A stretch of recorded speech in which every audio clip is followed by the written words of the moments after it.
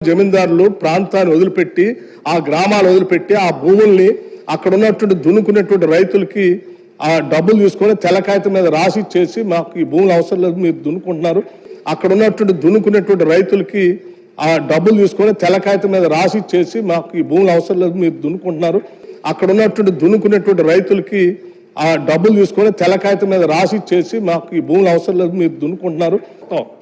వాళ్ళకి ఆ రకంగా సంక్రమించిన హక్కుని ఆక్యుపేషన్లో ఉంచి ఆ తర్వాత క్రమంలో కాంగ్రెస్ పార్టీ మళ్ళీ తిరిగి అధికారంలోకి వచ్చిన తర్వాత విజయభాస్కర్ రెడ్డి గారు, కంతం రామరెడ్డి గారు నేను అనుకుంటున్నాను బహుశా పట్టదారు పాస్బుక్లు అవన్నీ తీసుకుని వచ్చి రైతులకి ఈడ చక్కగా కల్పించి హక్కులు కల్పించారు. కబ్జా కాలం కూడా వచ్చారు. ఇవాళ మీరు వాళ్ళందరూ ఆ జాగీర్దారు జమీందారులు వదిలేసిపోయినటువంటి భూముల్లో దున్నుకుంటూ డబ్బులు ఇచ్చి పొందినటువంటి హక్కుని ఆక్యుపేషన్ కాలంలోకి వస్తే కొన్ని లక్షల మంది ఉన్నారు. ఆ ఆక్యుపేషన్ కాలం ఎత్తేసారు మీరు, వాళ్ళకి భూమి మీద హక్కుని ఎత్తేసారు.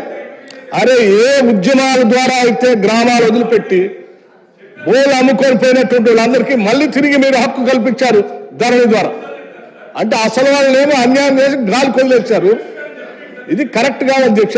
మళ్ళీ పల్లారెడ్డి గారు మాట్లాడి ఆక్యుపేషన్ కాలం ఉండాలని బట్టి విక్రమార్క గారు చెప్తున్నారు. నేను ఆక్యుపేషన్ కాలం ఉండాలని చెప్పా, తీసేయాలని అన్నాడని ఆయన చెప్తున్నాడు. నేను తీసేయాలని చెప్పలే.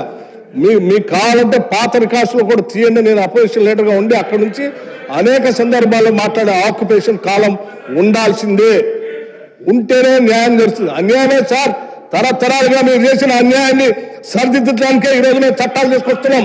ఇది ఈ రోజు కాదు, 1950s నుంచి చట్టాలు తీసుకుంటూనే వస్తా ఉన్నాం, మళ్ళీ తీసుకొని వచ్చాం, ప్రజలు న్యాయం చేస్తూనే ఉంటాం.